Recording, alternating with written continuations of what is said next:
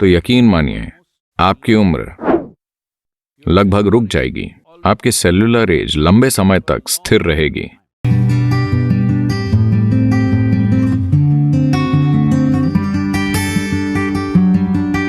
आज जैसे जैसे समाज ज्यादा से ज्यादा संपन्न हो रहे हैं, वो उतना ही बुरा खाना खा रहे हैं। भारत में गांव के लोग जिसे छूते भी नहीं हैं, बड़े शहरों में लोग वैसा खाना खा रहे हैं।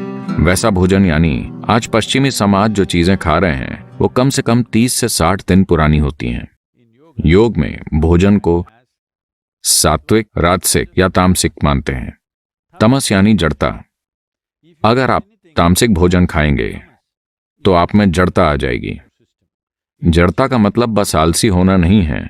जड़ता यानी कुछ चीजें धीमी हो जाएंगी, यानी सिस्टम में पुनर्निर्माण जल्दी नहीं होगा। आज आप जानते हैं कि दिमाग से अच्छा काम लेने के लिए सबसे जरूरी यह है कि दिमाग में नए सेल्स या कोशिकाएं जीवन भर जल्दी बनती रहें। अगर आप तामसिक भोजन खाते हैं जो आपके शरीर या आपकी ऊर्जा में जड़ता पैदा करता है, तो आप धीरे धीरे चीजों का अच्छे से अनुभव नहीं कर पाएंगे। सभी ये समझते हैं, तभी वो कोका कोला के प्याले या कॉफी या शराब या कुछ और पीते हैं, क्योंकि वो जानते हैं कि इसे संतुलित करना जरूरी है। तो ये संतुलन लाने का बचकाना तरीका है, यानी पहले गलत चीजें खाकर फिर उसे सही चीजों से ठीक करना। दुनिया में सबसे ज्यादा एंटासिड दवाइयां, दुनिया के लगभग 60% एंटासिड अमेरिका में बेचे जाते हैं, जहां दुनिया के सबसे अमीर लोग हैं। यानी वहां कई विकल्प हैं, वो बेहतरीन खाना खा सकते हैं, पर नहीं, वो सबसे खराब खा रहे हैं, क्योंकि कमर्शियल बिजनेस आपका भोजन तय कर रहे हैं। आप सचेत होकर कुछ नहीं खा रहे हैं। मान लीजिए लोग ताजा खाना खाने लगे। योग संस्कृति में अगर आप कुछ पकाते हैं तो उसे ज्यादा से ज्यादा 1.5 घंटे में खा लिया जाता है। 90 मिनट से पहले उसे खा लेना चाहिए। उसके बाद भोजन को नहीं छुआ जाता, क्योंकि उसमें तमस आने लगता है, यानी जड़ता होगी। आप प्रयोग करना चाहें तो कर सकते हैं। 1 सप्ताह तक ताजी चीजें खाएं और फिर कोई प्रोसेस्ड चीज खाएं जो 1-2 महीने तक रखी गई हो। आप शरीर में सतर्कता का स्तर देखेंगे। आप इसे खुद अनुभव कर पाएंगे। ये सेल्स या कोशिकाओं में होता है। इसकी मूल चीज है। हम इसे ओजस कहते हैं। इसका कोई अंग्रेजी शब्द नहीं है। अगर आप काफी ओजस पैदा करें, जो कि ऊर्जा का एक गैर भौतिक आयाम है, अगर आपके शरीर की हर कोशिका या सेल में ओजस हो, तो यकीन मानिए आपकी उम्र लगभग रुक जाएगी। आपकी सेल्यूलर एज लंबे समय तक स्थिर रहेगी। मुझ पर कुछ टेस्ट किए गए हैं और वो कह रहे हैं कि मेरी सेल्यूलर उम्र 25 है। वैसे मैं 25 की उम्र जैसा ही हूं। मैं उतनी ही गतिविधि कर रहा हूं, मेरा वजन उतना ही है, सब वही है।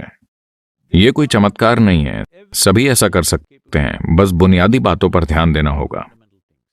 भोजन से एक और चीज जुड़ी है जिसे विरुद्ध आहार कहते हैं। यानी अगर आप एक चीज खाकर कुछ ऐसा खाते हैं जो उसके खिलाफ काम करता है, तो शरीर में जंग छिड़ जाएगी। पाचन प्रक्रिया काफी हद तक एसिड या एल्कलाइन जैसी चीजों से होती है।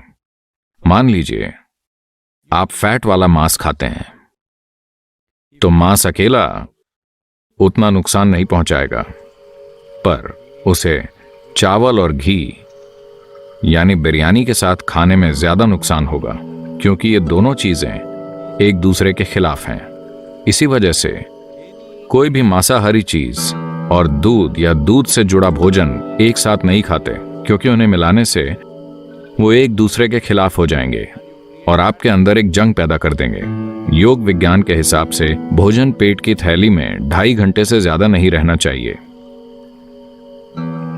2.5 घंटे में वो बाहर चला जाना चाहिए और पेट खाली हो जाना चाहिए। भूख नहीं लगेगी, पेट खाली रहेगा। ये अच्छा है। हम पेट को हमेशा खाली रखना चाहते हैं, क्योंकि तब हर चीज बेहतर काम करती है। और पेट की सेहत को आज बिल्कुल नजरअंदाज कर दिया गया है। अगर आप पेट को साफ नहीं रखते तो मन को संतुलित रखना बहुत मुश्किल है। तो आयुर्वेद और सिद्ध में अगर आपकी रातों की नींद डिस्टर्ब हो रही है, आपको कोई परेशानी है या कोई मानसिक समस्याएं हैं, तो सबसे पहले ये शुद्धिकरण किया जाता है। पेट की सफाई से अचानक संतुलन महसूस होता है। तो ईशा योग केंद्र में हम सुबह नीम और हल्दी की एक छोटी गोली खाते हैं। इसके कई पहलू हैं। यह आपके सिस्टम पर कई तरह से असर डालती है। सबसे पहले तो ये खाने से आपका पाचन तंत्र या सिस्टम साफ रहेगा।